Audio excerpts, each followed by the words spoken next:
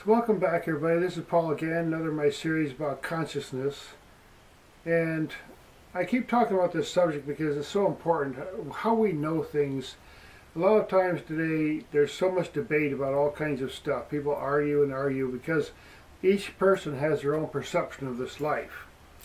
And if we don't have a general agreement on what we perceive, then obviously there's going to be a lot of conflict.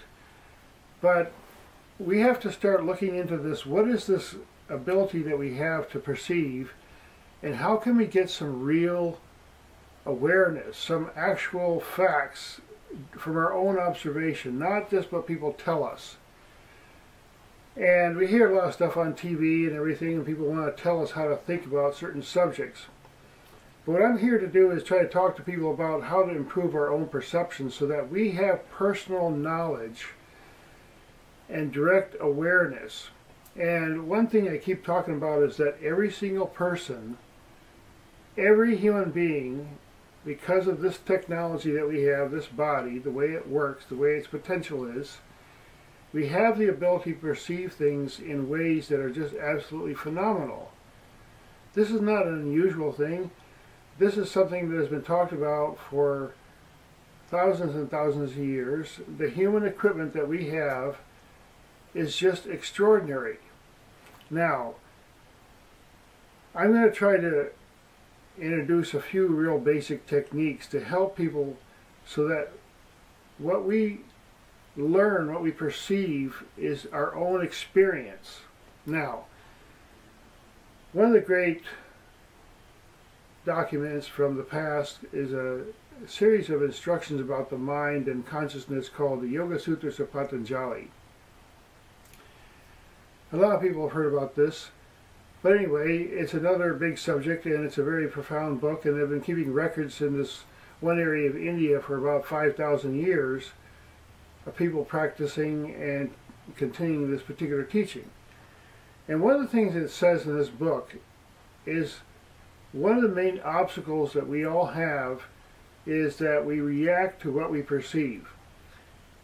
Our senses can bounce around. We know that if we're tired, or there's thousands of reasons, just the nature of constant change and movement that we see and so on, our senses tend to bounce around and they get shocked.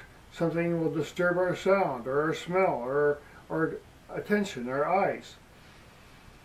So if we allow our senses to constantly bounce around like that, we're never going to perceive clearly. It's just a really, really basic fact. We have to get to a point of stillness, like a mirror, that reflects and observes what's going on in every moment. And that takes a little training, but it's actually not that difficult, because within us there's a pure consciousness. This is a fact that's been stated by many different religions, you might say, or teachers. They're ultimately, at the root of everything that exists, there is awareness. And now, that's a hard thing for a lot of people to kind of accept, because we live in a manufactured identity, that we are very occupied with the daily activities that we have to do and so on, and we're not really paying attention to the very, very subtle, constant motions and movements and things that are going on all around us, all the time. And by careful training and just slowing and allowing the mind to just come down to a restful place, a lot of people have kept saying over the centuries, human awareness, by nature of the equipment that we have, has astounding possibilities.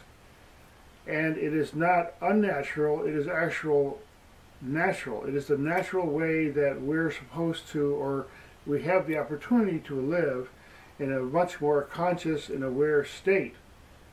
But we actually allow ourselves to be more distracted.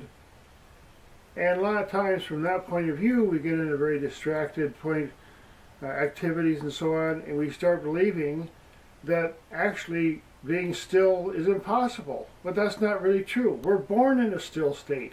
We come out of the womb You know, you look at a baby's eyes, they smile. What is it that's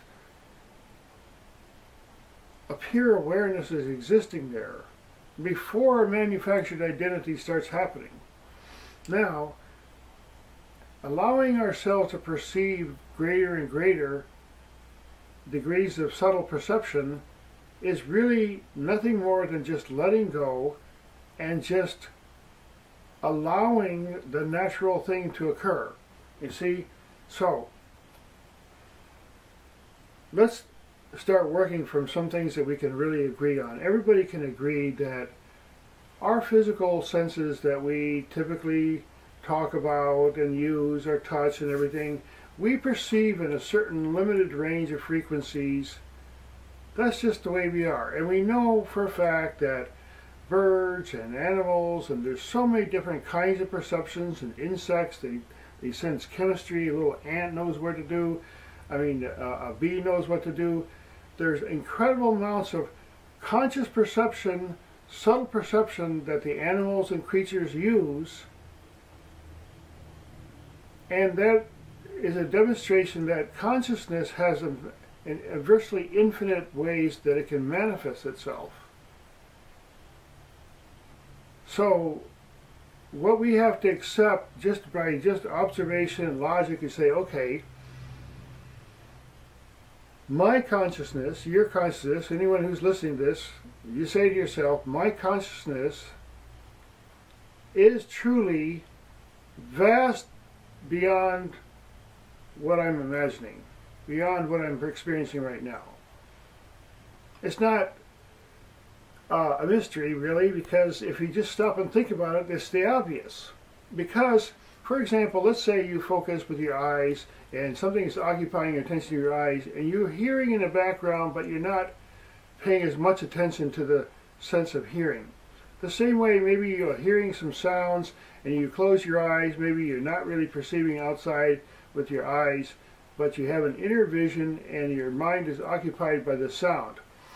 The same way that there's so many subtle areas of perception, when we allow ourselves to become still, that we find that it is a very natural thing to start experiencing subtler and subtler sensations, subtler sounds, subtler sights, subtle feelings,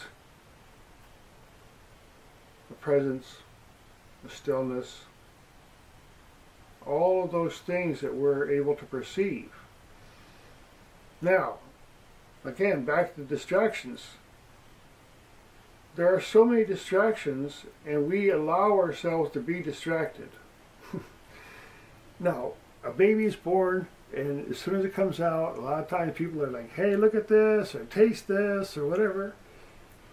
And from the time we're born, we're taught to bring our senses out, and oh, if it's pleasant or it's not pleasant.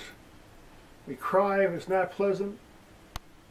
But we forget that in a womb state, the consciousness is turned inward. The sound is off, the outer sound is off, although you can hear. They say the baby in the womb can hear subtle sounds. See? And the baby in the womb maybe not seeing with this eyes, they're seeing visions and imaginations, dreams, living in a dream state. So, once again, I'm going to try to make this really practical, but the thing is that we can agree on certain things, that our senses are limited. There's many different ways that we can perceive if we just let ourselves do that. And then a lot of our own questions get answered, because just like a little animal has whiskers and maybe some of them are kind of blind and they go around in the dark and they feel little senses, the same way when we're still, maybe our eyes are quiet or still or blocked, or our ears are blocked, but we can still be conscious.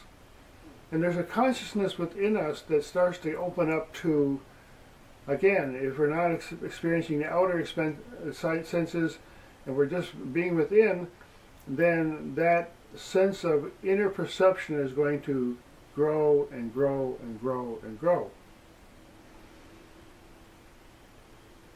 And people who say, there are people who doubt it intellectually, say, okay, well, blah, blah, blah, they think it's a lot of hoopla and stuff, and new agey stuff, and our consciousness, and scientific mind, and all that. But the fact is that any human being, I don't care how rational you may be, or skeptical you may be about, woo-woo stuff or whatever, if you just sit there quietly by yourself and just shut everything off, turn off all the lights, be with your own being, and try to get a sense of, well, who is this being? Who is this thing that's perceiving? Is incredible. We have incredible sensations which we take for granted. In the same way we have a lot of things that we don't, inner perceptions that we can experience to answer our questions. Now, I'm going to have to make this short because the YouTube limit and everything, but again, there's one message is every human being has incredible potential, and simplicity, non-reaction, just seeing with new eyes. Say, okay, just temporarily, I'll put all my concepts over here, every kind of concept you can imagine. Just put everything down for a second. Say, okay, what am I experiencing just being here? The breath, the subtle perception, the presence, the awareness, the thoughts, the creativity, the joy, all those subtle things.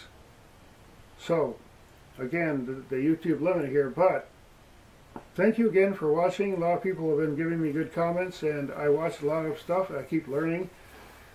And, life is short. We have to pay attention, and if we do pay attention, it can be awfully exciting. And that's why I'm out here talking and trying to say, hey, man, here's my 2 cents, all right? Thanks again for watching.